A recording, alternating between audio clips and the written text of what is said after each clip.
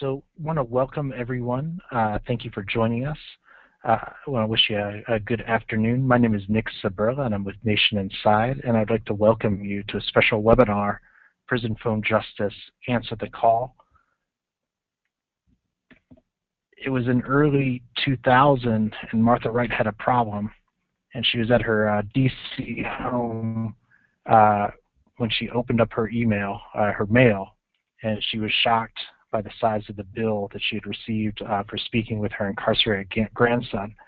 And she couldn't comprehend or rationalize the high cost of the call. Now, her first bill for just a few brief calls was hundreds of dollars. And Martha wasn't alone.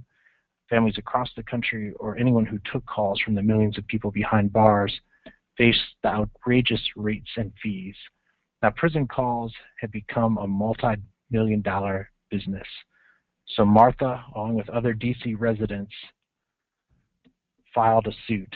And that lawsuit wove its way through the federal courts to the Federal Communications Commission. And they're at dormant. If you kind of think of it in the back hall under a desk somewhere, that's where it sat for almost a decade. And because they moved in communication and human rights, in 2012, a group of media justice and criminal justice organizations joined together and launched a grassroots campaign to take on the cost of prison phone calls. And one of the first persons that they sat down with, one of the first people that they sat down with was Martha Wright. And it had been a decade since anyone had spoken to her. And she shared her story, and then so did thousands more people. So incarcerated people included began sending in hundreds and then thousands of letters to the FCC. And this laid the foundation for a national coalition, including dozens of organizations and artists from across the country, to take on the cost of prison phone calls. Now, in the summer 2013, the FCC, in fact, did set a rate cap for interstate calls. And here we have a great photo of Martha Wright on the day of that vote. So I'm going to turn this call over to Stephen, and I appreciate everyone being here. Thanks, Nick. Appreciate the introduction. My name is Stephen Renderos. I am the Senior Campaign Manager at the Center for Media Justice. We are a media training and media organizing shop based in Oakland, California. And we've been one of the principal partners in the campaign for prison phone justice. So we are thrilled to have such a great turnout for this briefing. We put the call out and you all definitely answered. So hundreds of thousands of U.S. families will be impacted by an upcoming ruling that the Federal Communications Commission is set to make on the cost of in-state phone calls. So Nick was mentioning previously that the previous reforms really covered out-of-state long-distance phone calls. Now they're looking at in-state phone calls. And it is because of people like you that this issue has continued to move forward. In 2014, when the FCC set the rate caps for long-distance calls between states, we knew back then that there was still more work that needed to be done. And so here we are to finish our work and to bring phone justice to those who call home. This is a critical time to push back on prison profiteers and ensure the communication rights of those who are incarcerated. On today's call, on today's webinar, what we'll be doing is we'll be hearing stories and important updates from the grassroots media and criminal justice activists that have been working on this issue, and then just map out some action steps that you and your organizations can take to help us move the fight for prison phone justice forward.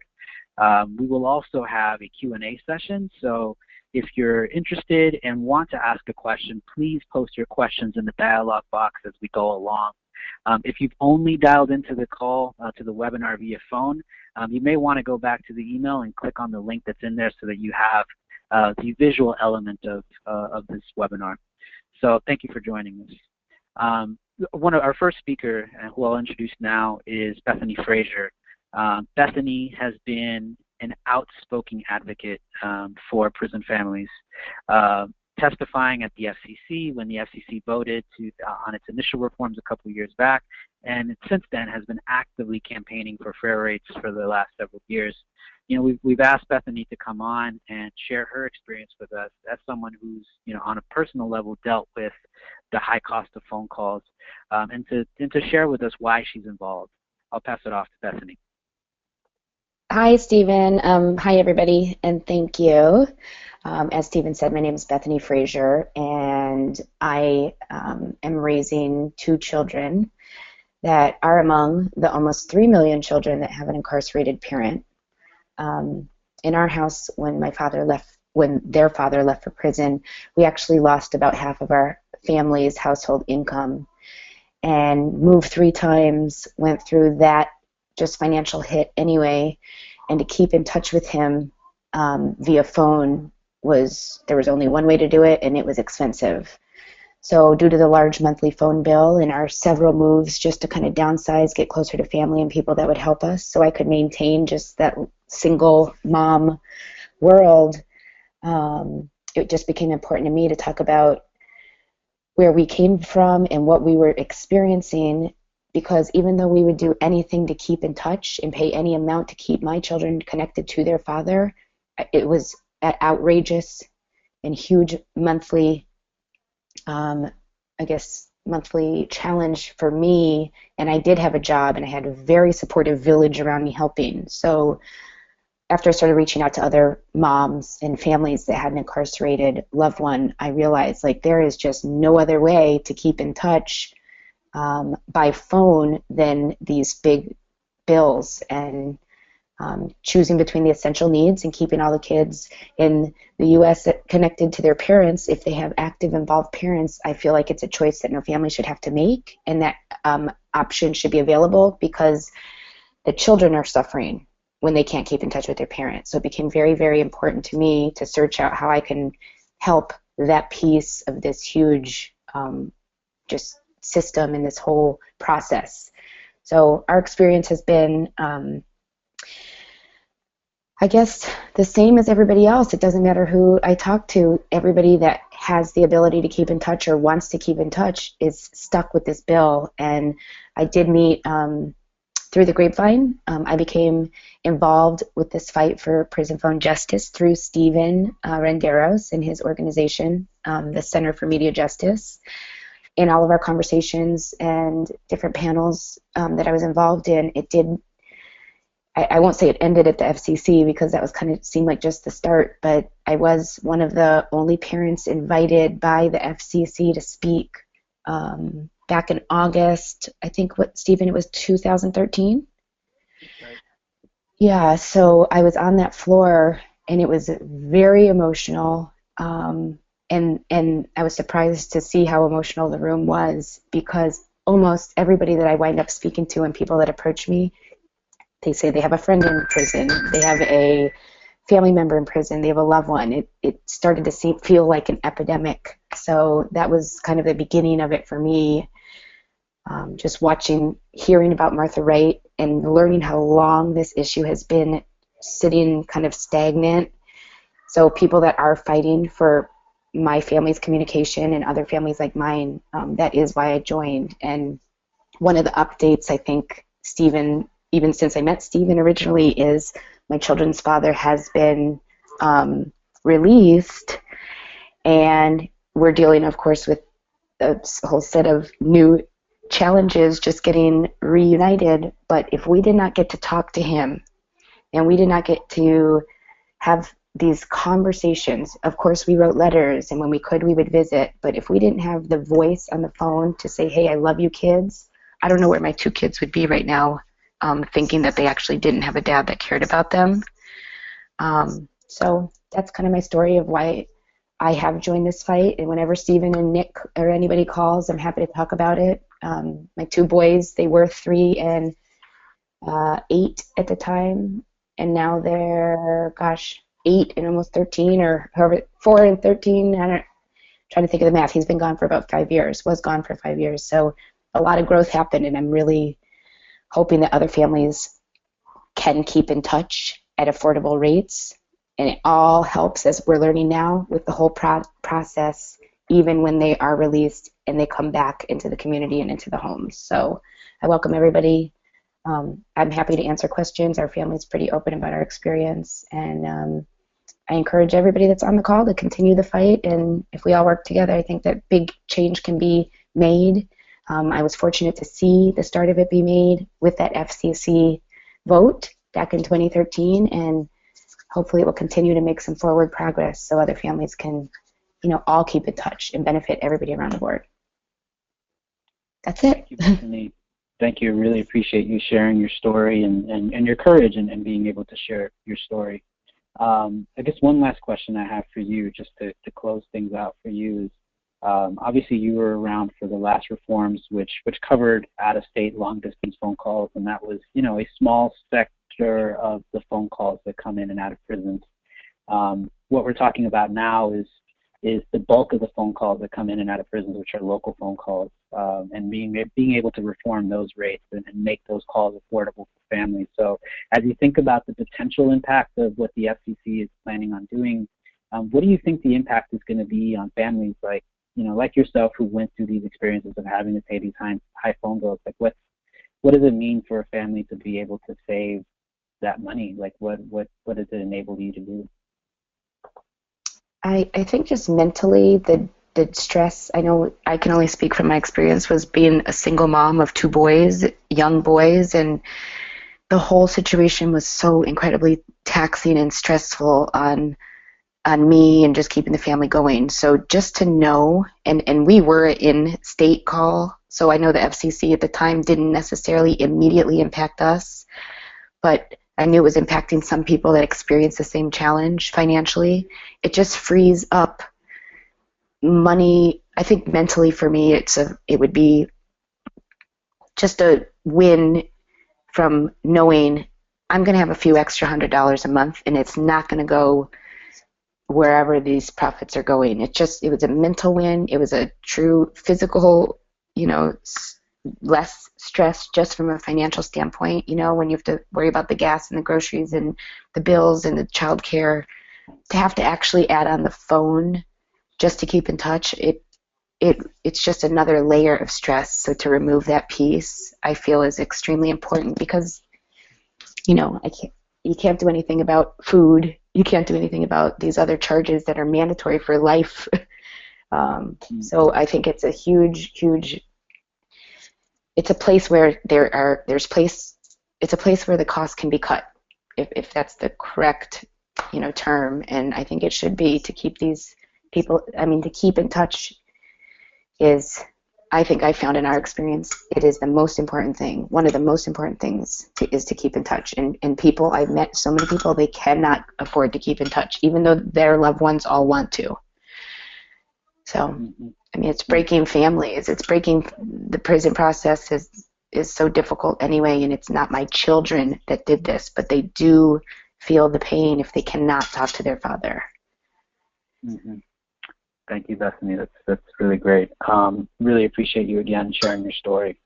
So we want to transition now to talk about the federal agency that's actually going to be at the center of making these reforms. And in the previous iteration of this campaign, our work and our communication with the Federal Communications Commission has been critical to moving this campaign forward. We've asked Cheryl Lianza, who's a policy advisor with the United Church of Christ, to give us an update on where the FCC is today, and to really help us understand the next steps that we will be taking in the coming weeks and months to move these reforms forward. Cheryl? Thank you so much, Stephen. I'm so pleased to be here, and congratulations again. This is a fantastic turnout. I'm really pleased to be working with Nick and Stephen and Bethany. I work here, as Stephen said, I work in Washington, D.C. I work for the United Church of Christ. We're a progressive mainline Protestant denomination and stands in solidarity with all families who are facing incarceration. And I was actually very pleased our national denomination just made a formal statement to try to help end mass incarceration in the United States just last month at our national meeting. So as part of that work, the United Church of Christ has been fighting for social justice for as long as we've been around. And my ministry, the ministry I work for, fights for media rights and communications rights. And I try to be a little bit of a help of the public interest lawyer working on communications issues here in Washington, where we all know, unfortunately, so often the moneyed interests, the corporate interests, other interests are the interests that are calling the shots and making decisions, and not the voices of families, not the voices like Bethany's voice, which is so important. And I was there that day when Bethany testified before the Federal Communications Commission, and she was right that her presence made that meeting what it was, because there was an actual person who was going to be affected by this decision there speaking out. And you know, we can think that money is important, and it certainly is important in politics, but there is nothing that beats the story about an impacted person to affect things in Washington. So the whole time that I've ever done work in Washington, and Stephen and Nick as well, that ever we've done this work, the most important thing that will make a policymaker sit up and take notice is when we can bring those stories, when people can speak out and explain what these issues mean to them. And so I know all of you on this call know what it means to your families if you're paying out of pocket all this, and your families probably parallel Bethany's families. So we've been working together for all these years. We had this great success a few years ago where we finally got the long distance rates capped so that there's, you know, one measure of justice was advanced. And now we have a chance to get at least all of the phone rates down. The local rates, which are huge, as Stephen said, a huge part of the cost of the number of phone calls that are made in this country from incarcerating institutions are local phone calls. So we need to bring those local rates down. And we all know that the federal government moves in mysterious ways, and it can be very slow. But in this case, although we had to wait 10 years for the FCC, for the Federal Communications Commission to start working, they have started paying attention to us. There are a couple of leaders at the Federal Communications Commission, in particular Commissioner Mignon Clyburn, who has been leading the charge and listening to us and fighting alongside of us to bring down rates. And there's a great picture there of Mignon Clyburn and Martha Wright's grandson there at the FCC that you're seeing now. So she's been a great champion for us. So what's going on in Washington? As we know, we lowered the long distance rates earlier this year, or a couple of years ago, and now at the beginning of this year, the FCC started its formal process on how to lower the local rates. And that means that the big phone companies filed documents, as well as organizations like the National Sheriff's Association and other law enforcement organizations filed. And then on our side, Martha Wright's pro bono counsel, Lee Petro filed, Paul Wright, who you hear from later, he filed. So the FCC has been collecting data and information, and they're in the process of making a decision, and they're at the very end of that process. We've just heard, I've just been on the phone and in meetings recently with the highly placed people at the Federal Communications Commission, and they told us, look, we're almost there. We are almost ready to take this vote. And what we need is we need the families to start speaking out, because the FCC, they're doing as much as they can, and there's a lot of leaders that are really on our side, but they have to fight bigger forces. They have to potentially go against the interests of the National Sheriff's Association. They have to fight Global Tellink, and phone companies and those kind of organizations have very strong political power and very strong power at the FCC. So the FCC is getting ready. They're hoping very much to take their vote in September, around September 17th. And what they need now is to hear from the public, to hear an overwhelming push about how important it is for those rates to be as low as possible.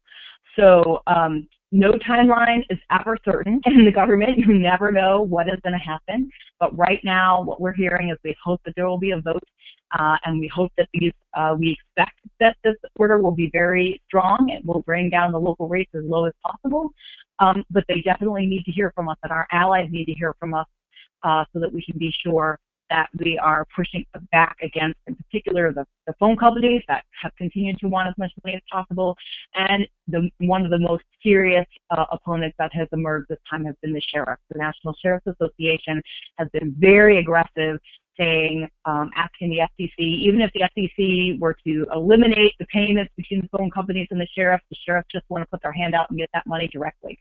And so we know families need the lowest rates possible, and we need to make sure that that message is heard. So that's most of my update, but I know Stephen might have some questions, and obviously I'll be here for Q&A. I want to let you know in particular that I'm on top of it. All the other allies that we work with here in Washington are on top of what's happening in the FCC. We're working closely with Nick and Stephen, and so we'll make sure that you all on this call and in this network are kept up to speed so that you'll be able to make sure that your precious time is used as effectively as possible to get a victory together. Thanks. Thanks, Cheryl. One question I have is that, a lot of folks who are on the webinar who have probably worked mostly around criminal justice issues, juvenile justice issues, may not have a whole lot of experience with the Federal Communications Commission. So can you talk a little bit about just the makeup of the commission? Because we're talking about them potentially taking a vote, and I think in Washington, I think the thing that people think a lot about is, well, Congress needs to take a vote, and that's like tons of people that need to vote on this one proposal, and it's going to be very complicated to get something through. At the Federal Communications Commission, what does that process look like? What's the makeup of the FCC? Sure, that's a great question, Stephen. So the Federal Communications Commission is what we call an independent regulatory commission. And that means that it's led by 5 people, 5 commissioners. Those commissioners are all nominated by the President and confirmed by the Senate.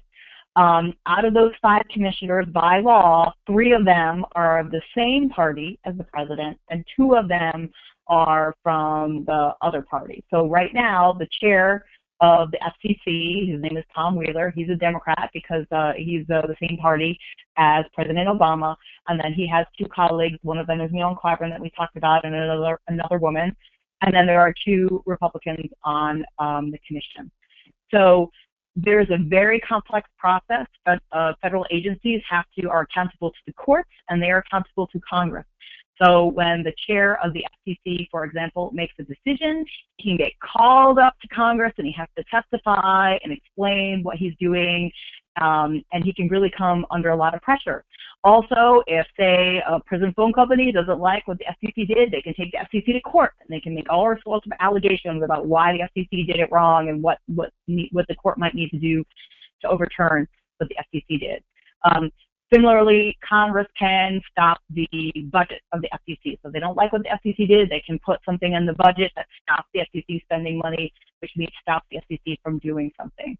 So the FCC is an independent regulatory agency. There's like a few thousand people that work there, mostly very technical experts on things like phone rates and technology and television, but even though that agency is independent, just like everything else that happens in terms of policy making, they are part of this bigger political space. So that's why political pressure, like the pressure we can bring, is so important, so that when they make these decisions, they can also make the decisions stick, not only in court, but in Congress. Thank you for that, Cheryl. I mean, so essentially we're talking about, at the very minimum, 3 votes that we need in order to move forward and approve some rules. I know we've made reference to the previous reforms that came in a couple of years ago. I'm wondering if you might quickly touch on what those reforms were and how those reforms will be impacted by the proposal that the FCC is moving forward now. Right. So a few years ago, we started working on long distance rates. And as many of you know, families were sometimes paying up to 89 cents a minute to make a long-distance phone call to their loved ones in prison. And the FCC, because it's a federal agency, has particular power over long-distance rates. So that's why they did it first. And after a number of years of effort, they capped those rates. So those rates were capped as 20 cents or 25 cents, depending on whether it's collect calls or debit calls. And so that was the cap for long distance rates, and those went into effect in February 2014. So everybody who was making long distance calls should have seen a cap on those rates. And one of the biggest things that happened here in Washington is the phone companies did sue the FCC. There was a court decision. The court made some decisions that made it a little bit harder for the FCC in the short term, but that's one of the other things that we're going to get done this year with this decision, hopefully in September, is clear the way to get rid of that old court case we'll probably see a new court case. But so far, the FCC has brought down long-distance rates to a cap of 20 or 25 cents per minute. Great. Excellent. Thank you, Cheryl. I think we'll hold some further questions until the Q&A. Next up, I want to introduce Paul Wright. Paul is the Executive Director of the Human Rights Defense Center and a longtime advocate for more affordable prison phone rates. We've asked Paul to actually come on and give us an update on the fight against these actual telecommunications companies and share with us like an update of where we're having some successes in the field against these companies. Paul? Hi, Stephen. I'd like to thank everyone for attending the event and for being here and supporting the struggle for phone justice. Basically, the Human Rights Defense Center, we've been reporting and advocating on the issue of prison phone rates for going on 23 years now. And I can say that we've finally been starting to see some positive progress on this issue. One of the things that people seem to forget is that we didn't always have a world of high phone rates and kickbacks and not being able to stay in touch with your family because of high phone rates. This is a relatively modern creation that started in the late 80s when a company called Evercom in Texas came up with the idea of giving jails kickbacks in exchange for the monopoly contracts. And by the early 90s, this is the model that came to dominate the industry, so that by the mid-90s, all the states are taking these kickbacks, and we saw the cost of prison jail phone calls go from $1 or $2 for a half-hour call to $20, $25 for a 15 or 20-minute call. Then starting around 2000, we started to have pushback from prisoners and their families, and as Stephen mentioned earlier, this included the lawsuit against CCA that eventually became the petition in front of the Federal Communications Commission that we're talking about now. And I'll go into this a little bit later, but I think it's also important to keep in mind while our focus on this call is on the Federal Communications Commission and what they're doing, we can note that in places where they've successfully had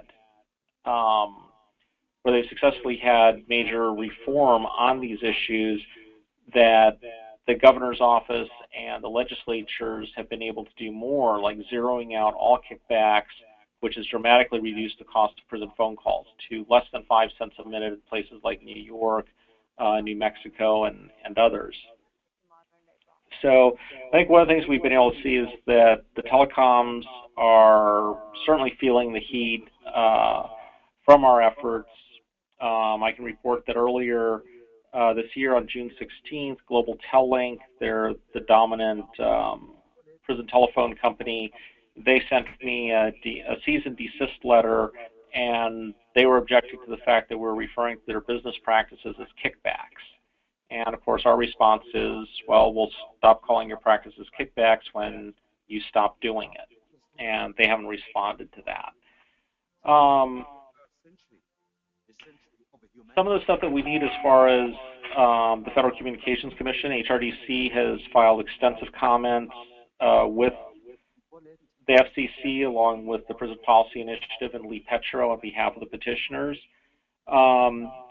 We've seen a lot of practices by the telecoms that are not very well documented, and this includes the ancillary fees that they charge people. And at one point, one of the telecoms submitted a document to the FCC that they were charging people 27 different fees. And this is something that's been really hard for people to track down in the sense that it doesn't really show up on their phone bills or anywhere else for that matter, yet people are paying them. So some of the stuff we're looking for, specifically the ancillary fees, so if we can look for that, we're also looking for the telecom seizing people's money from their accounts due to lack of inactivity. Also where people are being charged fees to get a refund from their accounts. And also one of the big practices that we're looking for is that of dropped calls. We've had a lot of reports about people complaining that their calls are dropped, and then the prisoner calls back, or they reinitiate the call and they get charged startup fees all over again, which raise the cost of the call. So those are some of the things that we're looking for, specific data and specific people that this has happened to. And it doesn't matter which company or where you're located in or where the facility is in, but these are some specific practices that we need to get in front of the FCC to show how big of a problem it is. A lot of the, regardless of what happens with the FCC, we've seen a lot of positive action in states like New Jersey, which recently capped the cost of all their calls at 5 cents a minute. The state of Ohio is another state that they went from having some of the highest prison phone rates in the country to among the lowest when they eliminated commissions. And so I think one of the things that's important is that we've identified that the commissions or the kickbacks that the telecoms give to the prisons and jails is the leading factor in what's driving the costs of the calls. And to show how outrageous it's gone, the Arizona DOC recently signed a contract with Securus in exchange for a 94% commission. So for every dollar that someone spends on the phone call for the cost of the call, 94 cents of that is a kickback going to the Arizona DOC. And one of the things that's important to realize is that there's no rule or law saying these agencies have to take these kickbacks. And instead, agencies could bid these, could be these contracts on the basis of who can provide the best service at the lowest cost to the consumer. And that's one of the things that leaders need to be urged to do. And this is independent of what the FCC does. And this is especially true, I think, also at the local level, especially with jails, where, as far as we know, there's only one jail in the country in Champaign, Illinois, that refuses to take the telephone kickbacks. So that's something that can definitely be done. And while our focus right now is on the FCC, moving forward or even parallel to this, we can still be doing things at the individual DOC level and at the local level to get them to forego the kickbacks and lower the prices of the jail. This is entirely in the hands of the government agencies to do, and to the extent that they don't, it's simply because of their greed to get or take the money from prisoners' families for their own budget expenses, basically. Right now, as far as the important things to focus our energy on, is we also want the FCC to eliminate ancillary fees. And the ancillary fees are the fees that the telecom companies are charging for everything from setting up an account to paying the bill to reviewing your account and everything else. And this is a fairly recent development. Before, around 5 or 6 years ago, there were no ancillary fees. And what the telecoms have done is they give more and more of their money to the prisons and jails in the form of kickbacks. Their profit margins have gone down, so they came up with the ancillary fees as a way to boost their bottom line and increase the money that they bring in. So we're urging the FCC to eliminate the ancillary fees because this is one of the leading things that drives up the cost of the phone calls. And we also want them to cap the rates for all prison and jail phone calls at 5 cents a minute. 5 cents a minute and lower is what prisons have done that have eliminated kickbacks, where they bid the contract out to the lowest amount. And we think that's an easy benchmark to be followed nationally. And we also think that by having one amount for prisons and jails, it leads to less confusion, it's easier to understand, and there's less opportunity to gouge the public and gouge consumers.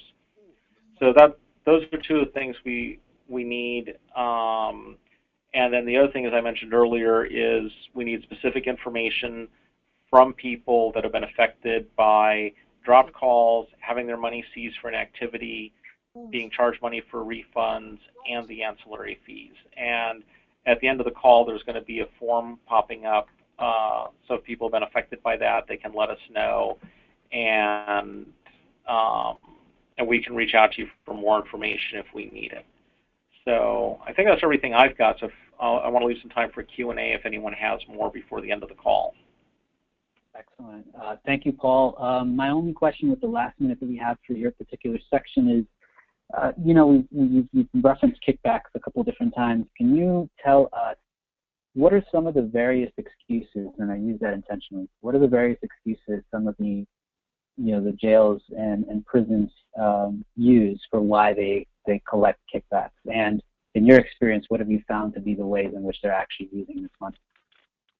Well, the biggest excuse that they use for the kickbacks is they claim that they use this money to fund prisoner programs and rehabilitation programs, and if they didn't have this money, they wouldn't be able to fund it.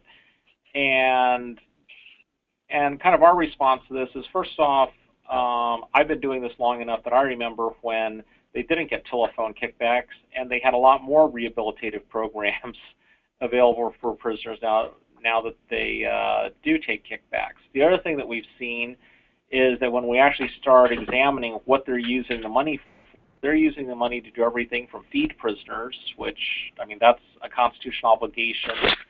Have to do telephone kickbacks are going to stop feeding people, to buying guards for uniforms. They buy squad cars. They spend it on jail maintenance and all kinds of stuff. So I think that basically the reality is what especially jails and to a lesser extent prisons have done is they want to externalize their costs, and as they build up the modern American police state, it's expensive to police and cage millions of people. So what they're trying to do is shift the cost of doing so onto the backs of the poor people being policed and caged. And, you know, and our response too is that this also subverts democracy, because if they need money to run their prisons and jails, they need to go to the legislature, the county commission, or whoever holds the purse strings and ask for that money. They can't just be taking kickbacks from corporations that are monetizing human contact. Some of the other, if you look at the comments, especially by the sheriffs that have been filed, they're pretty clear that it's literally just about the money. That's their focus, that's their concern, and that's pretty much what they're interested in.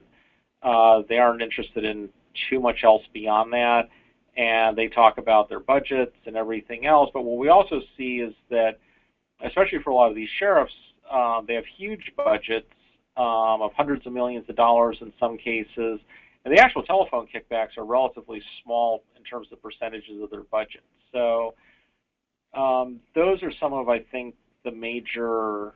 Those are some of the major claims. One of the other claims they have, especially at the jail level, is they claim that it costs the jail, or they spend money to provide telephone services, and some of these jails have actually threatened that if they lose their kickbacks, that they'll eliminate telephone services, which I personally think that's very unlikely. But again, we're back to the thing is that when you're caging millions of people, there is going to be cost and expense involved. And we don't see jails or prisons charging prisoners when they get the letter, but obviously someone in the mailroom has to process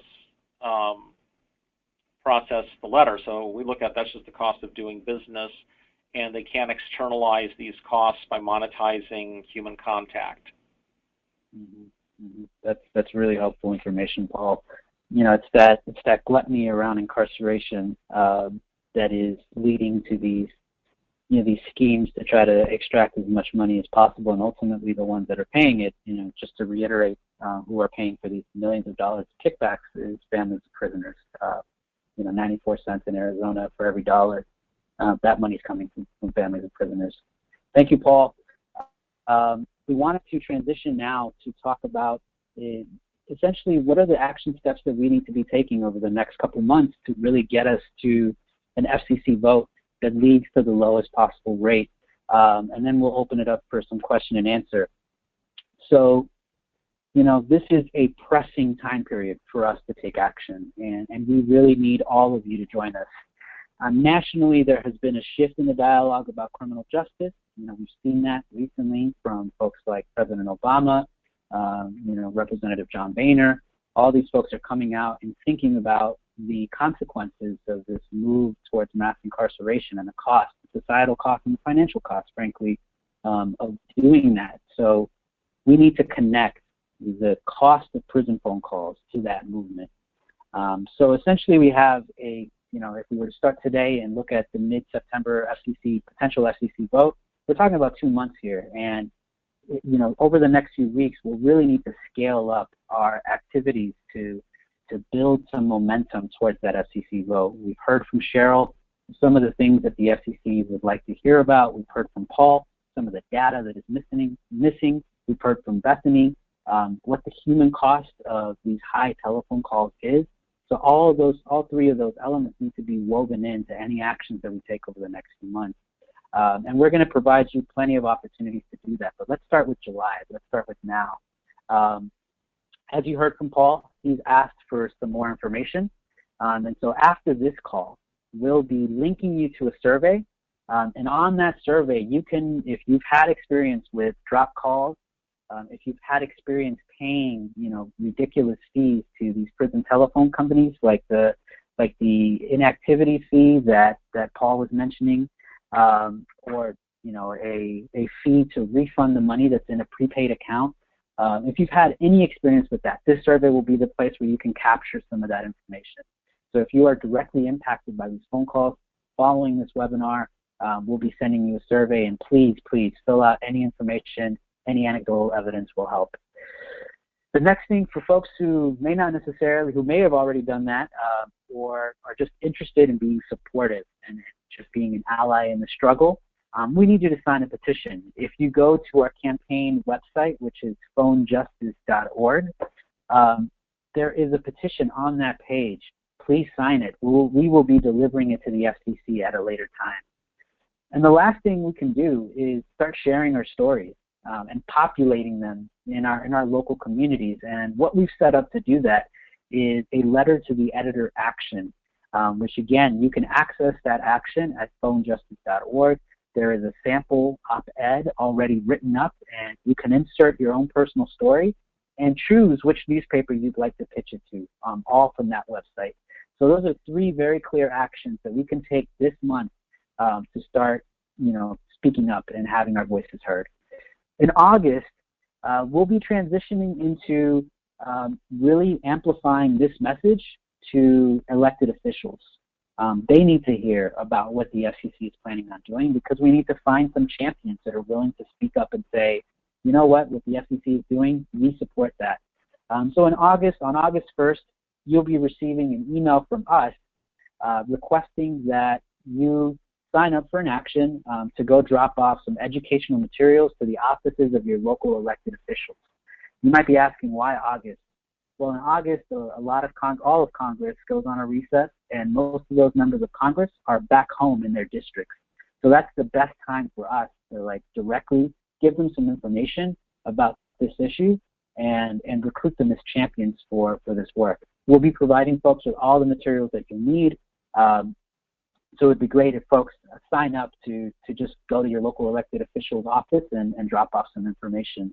We'll also be doing a social media action, likely in the form of a thunderclap. If folks haven't heard what thunderclap is, it's just a social media platform that lets us aggregate as many tweets and as many Facebook posts from our allies in our community, and we're going to be releasing some sort of a post that just that again popularizes the work that the FCC is doing and the need for the FCC to lead to the lowest possible rate. And you can also call in your prison phone justice story. In August, we'll be collecting actual voice stories from you all and editing them down into a national radio broadcast. So look forward to that sometime towards the latter half of August. We'll be putting a call out for folks to call into a number and record your story. We really, as Cheryl was mentioning earlier, when Bethany testified at the FCC, it made a huge difference. And collecting these stories from you all is going to make a huge difference. So now what happens in September? We've been building up this momentum, having our voices heard, speaking truth to power to our elected officials. In September is when we expect that the FCC might potentially vote on some reforms. So in September, we're going to be hosting a week of action the week before that we anticipate the FCC will vote. The FCC usually meets around mid-September, and this particular year, that would fall on September 17th.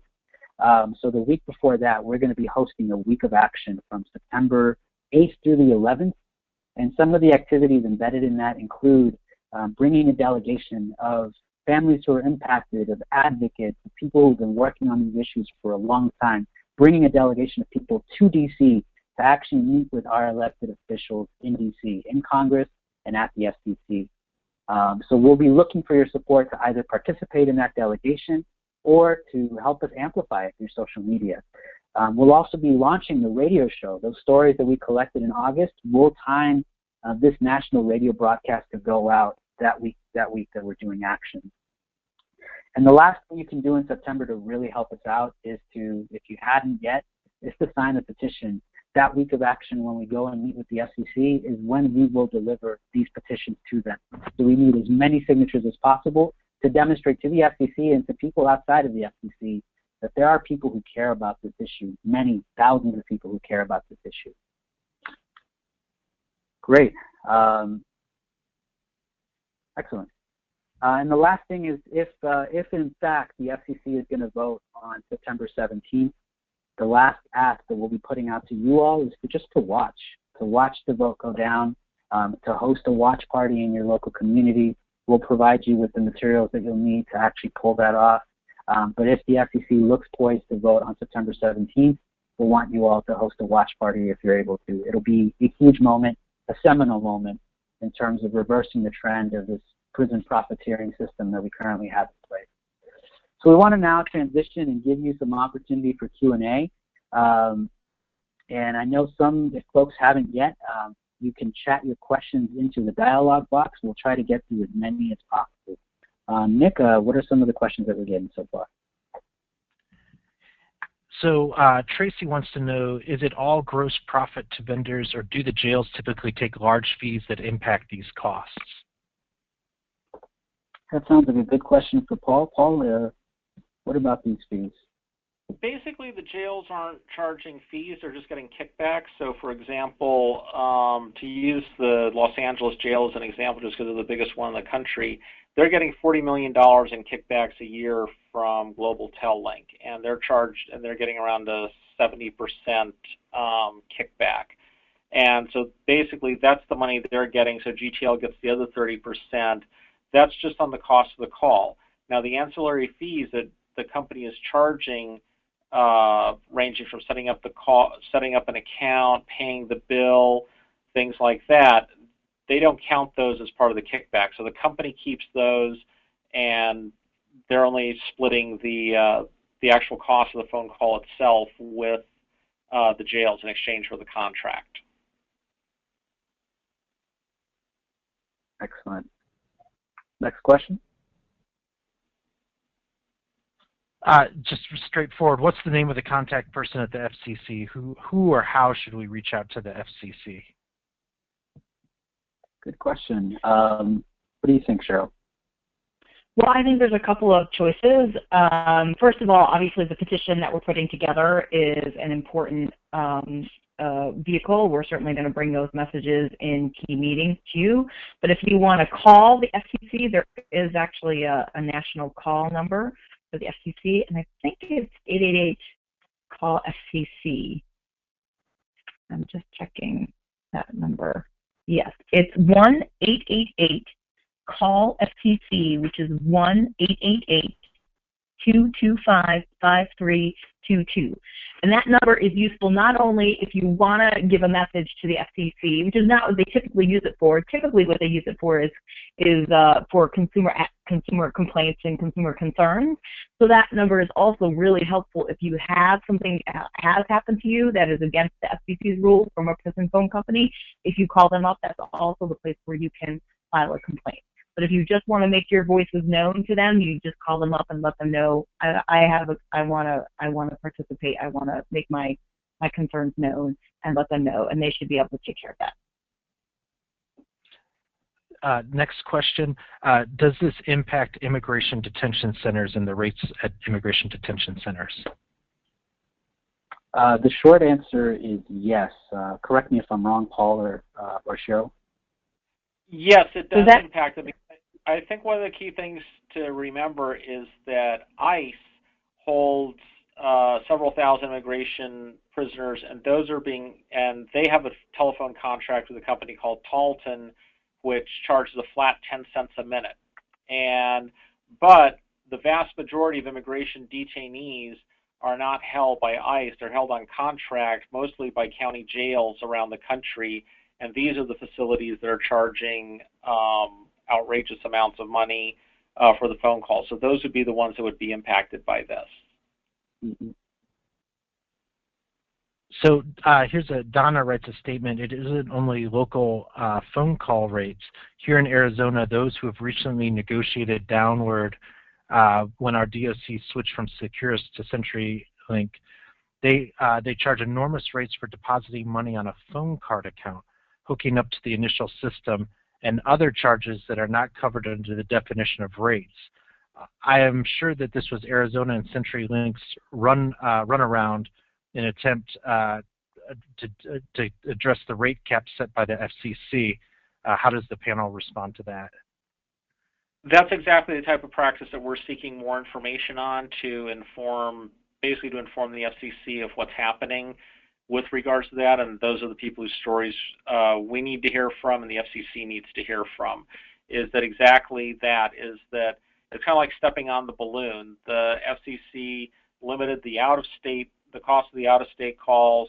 They respond by upping their fees and upping their rates on the things that weren't covered by the FCC order, and we've still got these other fees, and that's exactly what we're asking the FCC to eliminate, are all these extraneous fees. And a couple questions about sheriffs have come in. One is, why do the sheriffs want this money? What's in it for them? And then the second part is the campaign reaching out to sheriffs who aren't necessarily involved? Is there a place for sheriffs who want to support reform to sign on, or is there any concerted outreach to them? The National Sheriff's Association is the organized voices of the sheriffs, and they have been very vociferous in arguing for the kickbacks. They've been organizing their sheriff members to write to the FCC to keep the kickbacks. And if there are any sheriffs, the only sheriff that we're aware of in the country is the one in Champaign, Illinois, who for the last 10 years or so has not gotten kickbacks. As far as we know, he's the only one in the country. And when you see the letters from the National Sheriff's Association and from the individual sheriffs, it's pretty clear that they just want the money. That's pretty much their only concern. And as far as the question of, well, why do they want money? I think because in America, money represents power and everything else. And they're looking at, as the more money they have, the more powerful they are. And in many of these counties in America, the sheriffs are literally the most powerful local officials. They have the biggest budgets, the biggest positions of patronage, and they're the most powerful officials. So I think that this just is a way to bolster that. And again, from the Democratic aspect, they've got their own revenue stream from the telecoms with this money. They don't have to go to the county commission or the legislature or anyone else asking for money. This is almost like free money for them.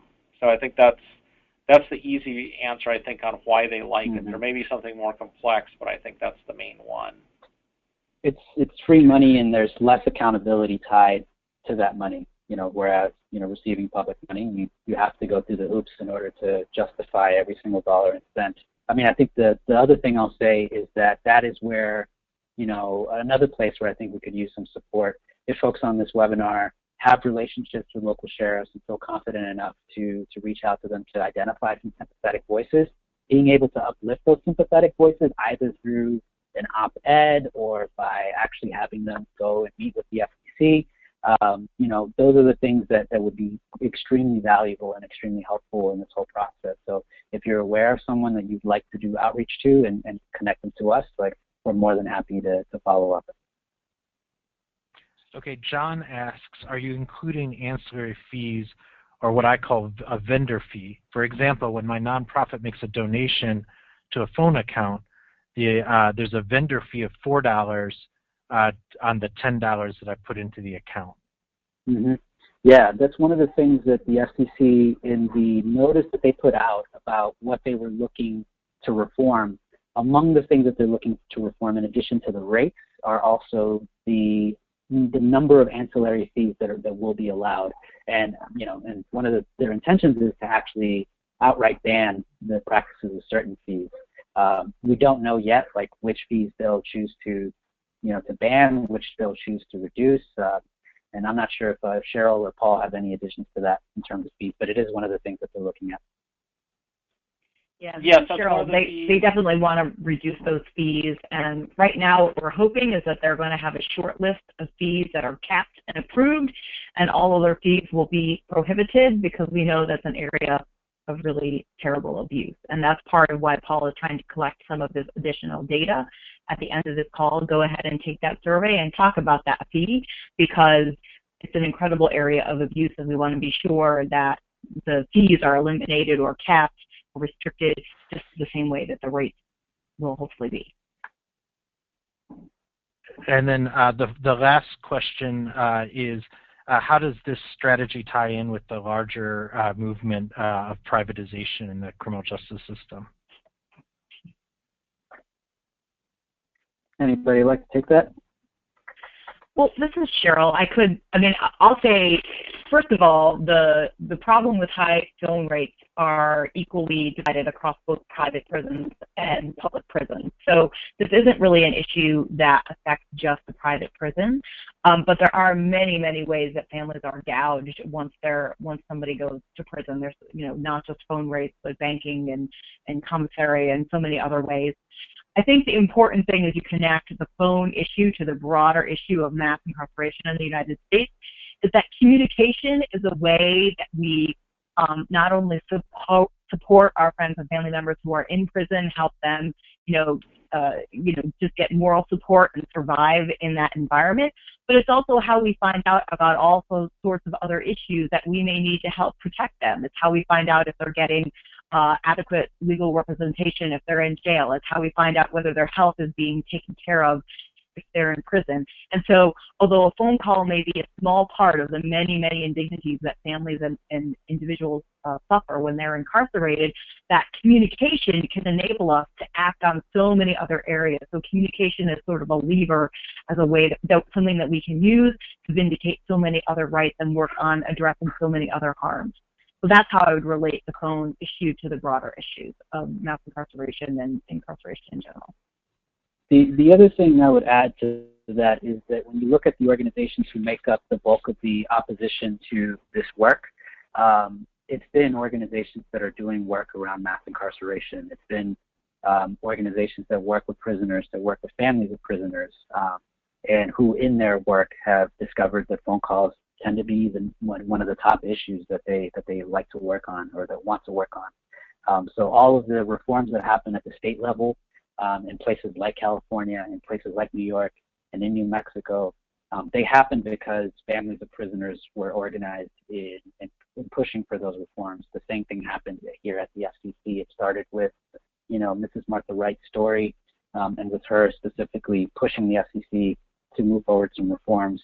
I will say that one of our core partners in this campaign has been Working Narratives, who hosts an online platform called Nationside, which is made up of a ton of criminal justice campaigns that are fighting to end mass incarceration. So the relationship happens on a multitude of levels. I think the most obvious connection is the one around the privatization and the profiteering of the prison industry, and telephone calls very much being a clear track around that. But there are other ways in which those connections are being made. Well, great. I think it's time for us to pivot into closing. We are just a couple minutes over. I wanted to summarize just by saying, if you have additional questions, please feel free to contact us. You can go to our campaign website, phonejustice.org. You can follow us on Facebook, Campaign for Prison Phone Justice, or if you'd like to communicate with us through Twitter, the hashtag is PhoneJustice. Today we heard from Bethany the real-life impact of prison phone calls on families, and also just how those stories can have real impact into the policymaking process. We heard from Cheryl on what's happening, what's the state of play at the Federal Communications Commission, Paul gave us a really great background on where telecommunications companies are at, how they're profiteering, and we have a clear set of action steps that need to be taken. You will be seeing emails from us shortly on when and how to get involved. And the first action that you can take is we'll be sending out a survey, and some of the anecdotes and stories that folks shared through their questions, like these fees here and these fees over there. It would be great if you can implement those stories into the survey. We want to thank you so much for your involvement. It is because of all of you that we are moving this forward. So in closing, Mrs. Martha Wright, who is the image that we see here, with her grandson who landed Forte. It's worth noting that this picture was taken shortly before the FCC implemented its reforms a couple years ago. That was the grandson that was incarcerated. So the FCC dragged its feet so long that the person that she was trying to communicate with eventually was released before these reforms could get into place. But I want to close out with an MLK quote, which I think embodies her work and also embodies the work of so many families that find themselves in this situation with paying high phone calls. And I'll close out with an MLK quote. The ultimate measure of a person is not where one stands in moments of comfort and convenience, but where one stands in times of challenge and controversy.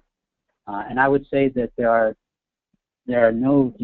fewer greater challenges than having to deal with an incarcerated loved one who is pulled away from your home and sent far away to a place where communication becomes difficult and communication becomes necessary. And this is Martha Wright, and so many families like her at that moment will pay anything to stay in touch, and they have. They've paid millions of dollars over the years, but that practice, that preying on that need and desire to stay connected with loved ones on the inside, that needs to end, and with your help, we'll get there. Thank you all so much. Look forward to being in touch.